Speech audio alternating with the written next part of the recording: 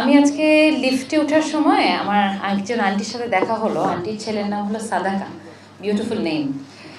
ওর সাথে উঠতে গিয়ে আন্টি আমাকে বলছে যে ওর আব্বা মারা যাওয়ার 11 দিন পরে জন্মিয়েছে, একটা ছেলে জন্মেছে আল্লাহ রহমতে, যে তার বাবাকে কখনো দেখেইনি।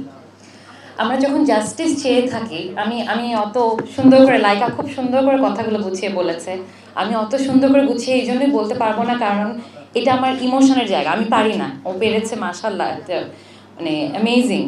কিন্তু যেখানে আমার নিজের আব্বু মারা গেছে, সেখানে আসলে জাস্টিস চাওয়াটা কিন্তু অনেক ডিফিকাল্ট হয়, কারণ আপনার ইমোশন আপনাকে অনেক ওভার পাওয়ার করে ফেলে। আমি আন্টিদেরকে দেখছি আর আমার অনেক খারাপ লাগছে যে আমি জানি আন্টিরা কি গো থ্রু করেছে 11টা বছর একটা পার্টনার, একটা ফ্রেন্ড না থাকা। সো আমি নিজেকে যদি এখান থেকে সরাই, বাকিদেরটা চিন্তা করি, আমরা তখনই জাস্টিস দিতে পারি যখন আমরা অন্যের জাস্টিস নিয়ে চিন্তা করি। সো আজকে যখন আমি এখানে বসে আছি, আমি কর্নেল নায়াতের মেয়ে নাবিলা হিসাবে বসে নাই, আমি একটা সিটিজেন অফ বাংলাদেশ হিসাবে বলতে চাই যে যে কোনো সিটিজেনের এগেনস্টে যখন এরকম কিছু হয়, যেটা বিডিআর 2009-এ হয়েছে, আমাদের সবার দাঁড়ানো উচিত। আমার গায়ে গুলি লাগছে না মানে এই না যে আমি দাঁড়াবো না। সো অন্যের পার্সপেক্টিভ থেকে দেখে প্রথম জিনিস, আমি এখানে হাইড অ্যান্ড সিকও করবো না, আমি পলিটিক্যালিও আই উইল বি ভেরি র। হায়াত মত একদমই আল্লাহর হাতে, দেখেছি 11 বছর 15 বছর দেখেছি যে হায়াত মত আসলে আমাদের হাতে না। আমরা ভাবি, ভয় পাই, কিন্তু আসলে আমাদের হাতে না। সো এটা একটা ইন্টারন্যাশনাল কনস্পিরেসি। যখন রিপোর্টস আসবে ইনশাল্লাহ আস্তে আস্তে, it's an international conspiracy. It had nothing to do with the ডাল ভাত অপারেশন, যেটা তখন তারা ওইভাবে করে পোর্ট্রে করার জন্যই একটার পরে একটা সিচুয়েশন ক্রিয়েট করেছে, সো দ্যাট জিনিসটা এই লেভেলে যায় যে একজনকে মার্ডার করা যায়। আমরা এটাও জানি যে জোয়ানরা, যাদের জোয়ান বলা হয়, তারা এখানে মার্ডার করেনি।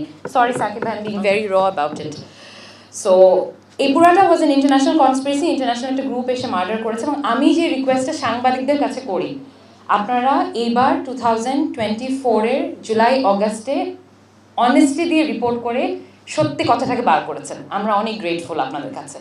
এখন প্লিজ 2008-এর ইলেকশনে আওয়ামী লীগ আসার পর থেকে, আওয়ামী লীগ এসেছে তাই আওয়ামী লীগ বলছি, it's nothing political, just fact, যা যা ইনসিডেন্ট হয়েছে, starting from BDR mutiny, because this was the start of breaking the spine of a country. যখন massacre, exactly, tragedy and massacre, it should be started with that. এটা দিয়ে শুরু করা উচিত আপনারা যদি জাস্টিস খোদাই করতে চান, because this was the spine of the country. Best of the best অফিসার্সদেরকে একটা জায়গায় আনা হয়েছে, এবং তারপরে this massacre was committed against the country by international power and the regime that was back then looking after it, তাদের under এটা হয়েছে। সো প্লিজ একদম ট্রুথে যান, ভিতরে যান। ইমোশনের কথা বলে ইমোশনের কথা বলতেই পারি, but let's just understand one thing, যে 57 জন হোক, 73 জন হোক, যত মানুষকে আপনি মারেন, একবার ফাঁসি দিয়ে যে মেরেছে তাকে কিন্তু আপনি, এটা কিন্তু জাস্টিস হয় না। 57 বার কি আপনি মারতে পারবেন একটা মানুষকে? 57 জনকে মারার জন্য পারবেন না। But let's not allow injustice to prevail in this country.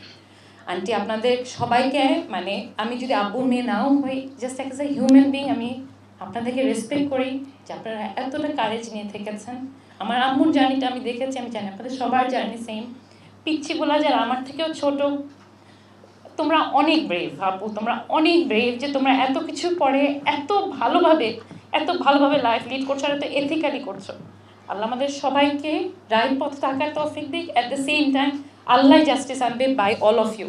যারা অ্যারেঞ্জ করছে আন্টিরা, সাকিব ভাই, এবং যারা অ্যারেঞ্জ করেছেন আন্টি, আমি সবার নাম বলছি না, সরি, একটু ইমোশনাল হয়ে আছে। Thank you so much for creating the platform. আপনাদের অনেক বড় রেসপন্সিবিলিটি আছে। ইনশাল্লাহ আপনারা ট্রুথটা বার করবেন এবং জাস্টিস উইল প্রিভেইল, ইনশাল্লাহ।